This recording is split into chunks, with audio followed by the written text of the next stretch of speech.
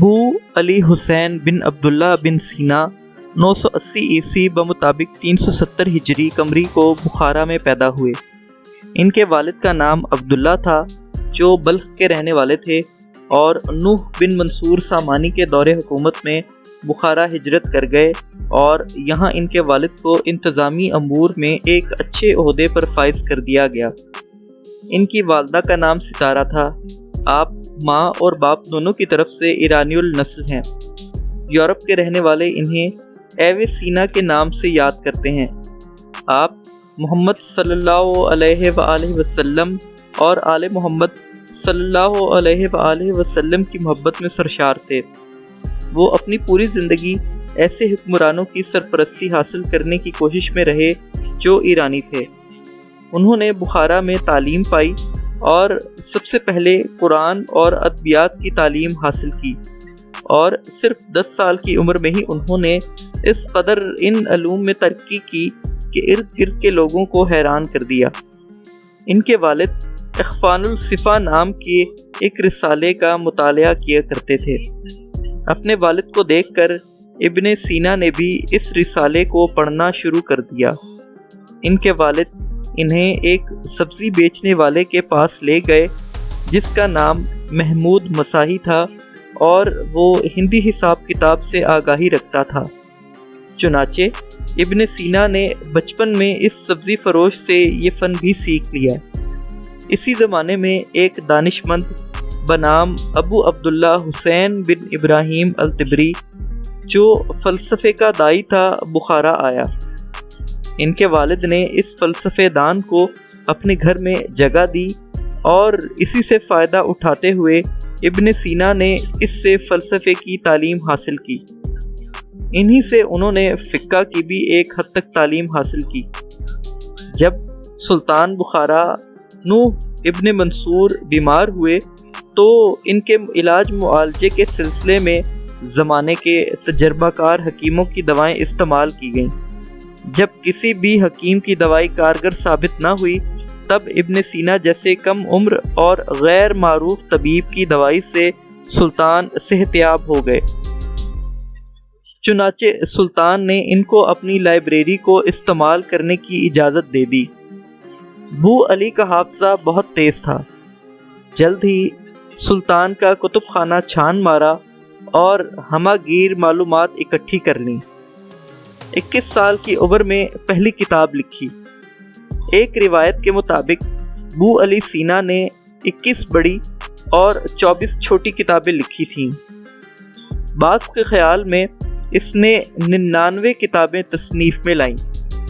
ان کی اہم تصانیف میں کتاب الشفا، القانون فی الطب اور اشارات شامل ہیں۔ یورپ میں ان کی بہت سی کتابوں کے ترجمے ہوئے اور وہاں ان کی بہت عزت کی جاتی ہے۔ اسلام کا یہ عظیم فرزند اپنے زمانے میں عظیم حکیم اور عظیم فلسفی اور ماہر طبیعیات بن کر ابھرا۔ آپ ماہر کیمیاء دان، ماہر طب، ماہر طبیعیات اور بہترین دوا ساز تھے۔ آپ وہ پہلے کیمیاء دان تھے جنہوں نے اس نظریے کی تردید کی کہ ہر دانت کو سونے میں تبدیل کیا جا سکتا ہے۔ آپ نے ایک طبیب کی حیثیت سے ناقابل علاج بیماریوں کا علاج دریافت کیا۔ دوا سازی میں آپ نے 760 سے زائد مختلف ادویات خود تیار کیں۔ آپ نے 100 سے زائد کتب تحریر کی جن میں سے 16 طب اور 5 سائنس پر تھیں۔ ان تصانیف میں 2 کتابیں نہایت اہم ہیں۔ پہلی قانون فی الطب اور دوسری الشفا۔ قانون فی الطب کی 5 جلدیں تھیں۔ یہ کتاب 800 سال تک یورپ کے میڈیکل کالجوں میں بطور درسی کتاب شامل رہی۔ آپ درس و تدریس اور استادوں کے لیے چند اصول بھی لکھے ہیں۔ یورپ کا پہلا تعلیمی ڈھانچہ شیخ بو علی سینا ہی کے اصولوں پر مبنی تھا۔ اسلام کے سنہرے دور میں لگ بھگ 500 برس کا عرصہ مشرق وسطیٰ میں اہم سیاسی اور ثقافتی تبدیلیوں کا باعث بنا۔ 12ویں صدی کے دوران مغربی یورپ نے قدیم یونانی فلسفے کا اثر نو مطالعہ کیا۔ محققین نے ارسطو کو متنازع بت پرست سے ایک قابل احترام فلسفی تسلیم کیا۔ اس عمل میں مغربی محققین نے ترجمہ کرنے کی اس تحریک سے مستفید ہوئے جس میں عربی میں لکھی گئی تحاریر کا لاطینی زبان میں ترجمہ کیا گیا۔ یہ عمل 11ویں صدی کے اواخر میں شروع ہوا تھا۔ عرب فلسفیوں نے ارسطو پر مطالعہ کیا تھا اور یہی مطالعہ لاطینی تہذیبوں کے کام آیا، اور اس کے بعد پھر لاطینی محققین نے براہ راست یونانی زبان سے ارسطو کے کام کو سمجھنے کی کوشش شروع کی۔ ابن سینا وہ اہم عرب فلسفی تھے جنہوں نے لاطینی محققین کو خوب متاثر کیا۔ لاطینی تہذیب کی جانب سے ارسطو کو سمجھنے کے عمل میں ابن سینا ہر وقت اپنی کتابوں کے ذریعے وہاں موجود رہے۔ خاص کر ارسطو کی میٹا فزکس کے دوران 12ویں صدی کے وسط سے ابن سینا کی میٹا فزکس یورپ میں واحد میٹا فزکس تھی۔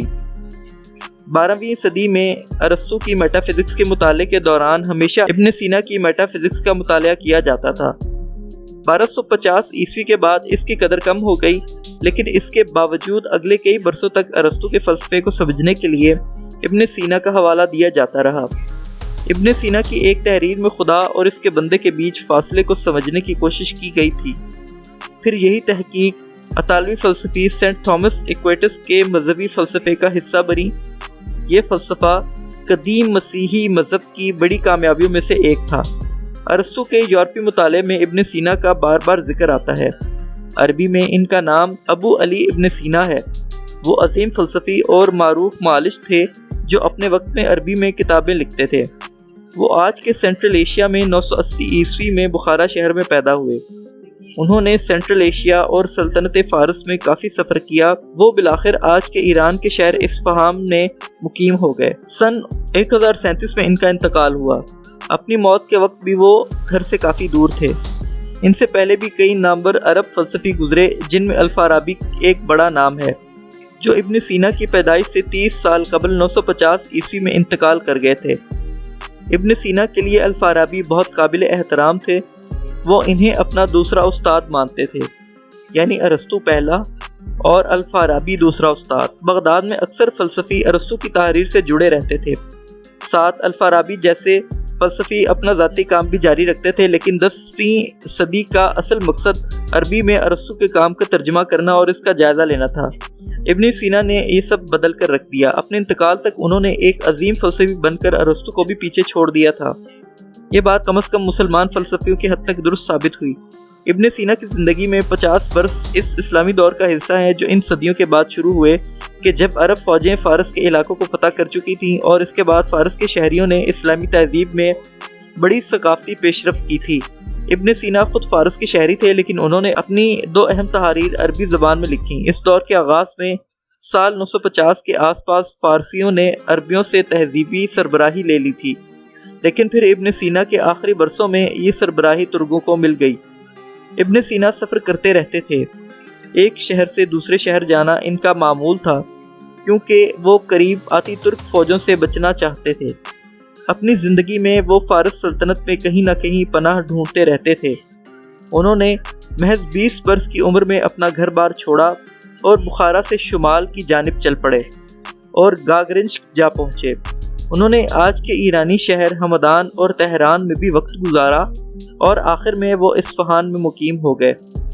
ایسا لگتا ہے جیسے وہ ایک ترک سلطنت میں کام کرنے سے ڈرتے تھے۔ اس سفر کے دوران وہ ان غریب ریاستوں سے نجات حاصل کر پائے جو دشمنوں سے گھری ہوئی تھیں۔ ان شہروں کے درباروں میں فلسفیوں کی حوصلہ افزائی کے لیے وسائل نہ تھے، نہ اس کی خواہش۔ وہ عباسی سلطنت میں آل بویا خاندان کے زیر انتظام شہروں میں پناہ لینے لگے، جہاں کے درباروں میں فلسفیوں کی معاونت کی جاتی رہی تھی۔ اپنی سوانح عمری میں ابن سینا لکھتے ہیں کہ انہوں نے خود بغیر کسی استاد کے فلسفہ سمجھا، لیکن وہ تسلیم کرتے ہیں کہ الفارابی کی ایک تحریر نے انہیں میٹا فزکس سمجھائی، جس کے بعد انہوں نے اسے ترک کرنے کا خیال چھوڑ دیا۔ کتاب میں دہرایا گیا کہ انہوں نے آزادانہ طور پر ارسطو کا کام کا مطالعہ کیا، یعنی بغداد میں سیکھنے سکھانے کی روایت سے آزاد ہو کر اپنی تحقیق خود کی۔ وہ کہتے ہیں کہ 18 سال کی عمر تک ہی انہوں نے اس شعبے میں جانے کا فیصلہ کر لیا تھا۔ ان کی یہی غیر جانبداری انہیں کئی شخصیات کی فلسفیانہ تحقیق اور اس میں کیے گئے دعووں کا صحیح جائزہ لینے کے قابل بناتی ہے، چاہے یہ دعوے اس وقت کسی بڑے فلسفی نے کیے ہوں۔ ان کی سوانح عمری میں وہ اپنا حوالہ دیتے ہیں کہ کیسے ان کے نظریات نے جدید فلسفیانہ تحریک کو پختہ بنایا۔ یقیناً یہ ایسے شخص کی مثال ہے جس نے خود سے علم حاصل کیا۔ انہوں نے فلسفے کی موجودہ روایات پڑھیں اور ان کا جائزہ لیا، بعض کو مسترد کیا اور کچھ کو بہتر بنایا۔ ابن سینا نے کئی کتابیں لکھیں لیکن انہوں نے محفوظ رکھنے میں لاپرواہی برتی۔ سال 1020 میں یہ احساس ہوا کہ ان کی ایک ابتدائی تحریر کا کوئی کاپی نہیں بچی۔ یہ ارسطو کی تحقیق پر ان کا تبصرہ تھا، تو ان کے شاگردوں نے انہیں اس کا متبادل لکھنے کی درخواست کی۔ ابن سینا نے منع کر دیا۔ اس وقت وہ صرف اپنے فلسفیانہ خیالات پر کتاب لکھنا چاہتے تھے۔ یہ اسلامی تاریخ میں عربی اعتبار سے ایک اہم لمحہ تھا۔ اسلامی تہذیب میں کئی معروف شخصیات کا حوالہ دیا جاتا تھا، لیکن یہ وہ لمحہ تھا جب سب تبدیل ہو جانا تھا۔ ابن سینا کی بعد کی تحریروں میں ارسطو کا ذکر تو ہوتا تھا، لیکن محض حوالے کے لیے اور ان کے فلسفے اور دلائل کو سنجیدگی سے نہ لیا جاتا۔ اب عربی میں فلسفے یا مذہبی ادب میں حوالے کے لیے ابن سینا کی تحریر مرکز بن چکی تھیں۔ وہ ایسے مقام پر پہنچ گئے کہ لوگ یا ان سے متفق ہوتے یا ان سے اختلاف رکھتے اور ان کی بات میں اضافہ کرتے۔ یہ کہنا غلط نہ ہوگا کہ وہ فلسفے کے باہر بن چکے تھے۔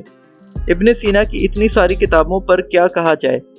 طب کی تاریخ میں دلچسپی رکھنے والے لوگ اس وجہ سے حیران ہو جائیں کہ یہاں طب کے شعبے میں ان کی خدمات کا بہت کم ذکر کیا گیا ہے۔ ان کی ایک کتاب وہ بھی ہے جو 12ویں صدی سے 1715 تک یورپ کے ہر میڈیکل کالج کے نصاب میں کسی نہ کسی شکل میں شامل ہوئی تھی۔ یہاں ان کی دیگر سائنسی خدمات کا بھی حوالہ نہیں دیا گیا۔